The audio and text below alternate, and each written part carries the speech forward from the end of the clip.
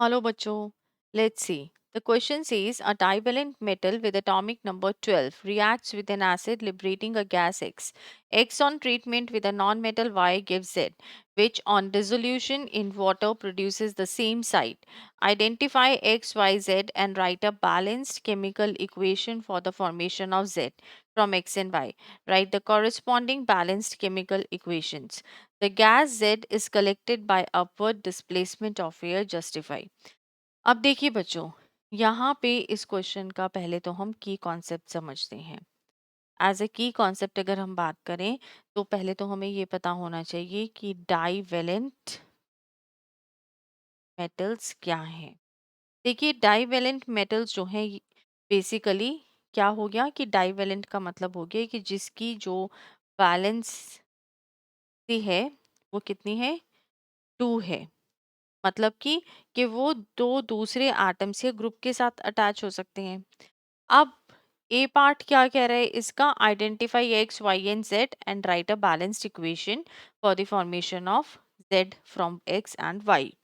अब देखिए divalent metal with atomic number 12, तो एटॉमिक नंबर 12 जो है वो किसका है, वो मैग्नीशियम का है।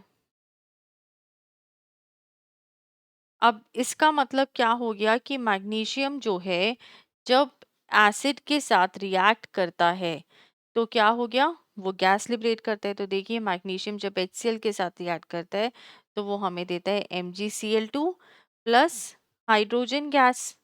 इक्वेशन को बैलेंस कर लेते हैं। इसका मतलब X तो क्या हो गया, X हो गया हाइड्रोजन गैस।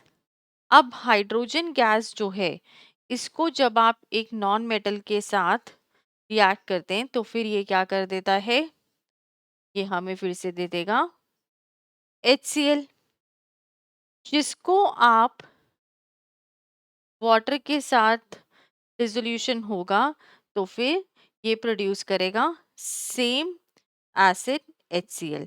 मतलब कि आपके पास क्या हो गया कि Y तो हो गया फ्लोरीन और फिर आपका जो Z है वो क्या हो गया HCl। क्योंकि जब आपने क्या किया कि Cl2 को वाटर के साथ रिएक्ट कराया तो उसने आपको फिर से HCl दे दिया। ठीक है, तो आपकी जो कॉरेस्पॉन्डिंग केमिकल इक्वेशंस हो गई वो हम लोग क्लियरली लिख लेते हैं। आपकी फर्स्ट इक्वेशन तो हो गई Mg plus 2HCl gives MgCl2 plus H2। Second equation आपकी हो गई H2 plus Cl2 gives HCl and next equation हो गई Cl2 plus water gives 2HCl plus O2। ठीक है, तो ये आपकी तीनों इक्वेशंस हो गई। अब आगे सी पार्ट। सी पार्ट क्या कह रहे हैं हमें कि जो मेथड हो that is collected by upward displacement of the air.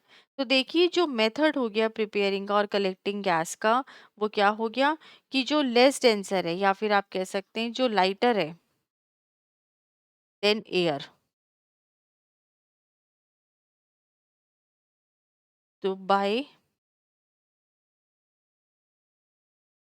Heating solid reactants, तो क्या हो गया कि जो लेस डेंस गैस थी वो एक्सटेंड होगी और वो डिस्प्लेस करेगी मोर डेंस गैस एयर को टुवर्ड्स। तो जो मेथड ऑफ गैस प्रिपरेशन हो गया वो क्या हो गया, अपवर्ड डिस्प्लेसमेंट हो गया, जैसा कि हमें क्वेश्चन कह रहा है। अब जो ये अपवर्ड डिस्प्लेसमेंट होगा एयर का, ये क्यों हुआ कि क्वेश्चन ने क्या कहा, the gas is collected by upward displacement of air. जो गैस आपकी है वो कलेक्ट हुई by the upward displacement of air। क्यों, क्यों, because of the less denser, आप ये कह सकते हैं upward displacement of air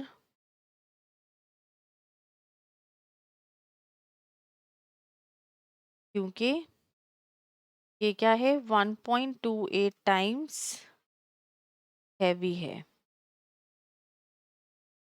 then air. और यहाँ पे हमने वाटर के ऊपर क्यों नहीं किया, बिकॉज ये हाईली सोल्यूबल है वाटर के अंदर, तो दैट्स वाई यहाँ पे अपवर्ड डिस्प्लेसमेंट ऑफ एयर हुआ है। ठीक है, so hope this is the most suitable answer for this question. Thank you, all the best.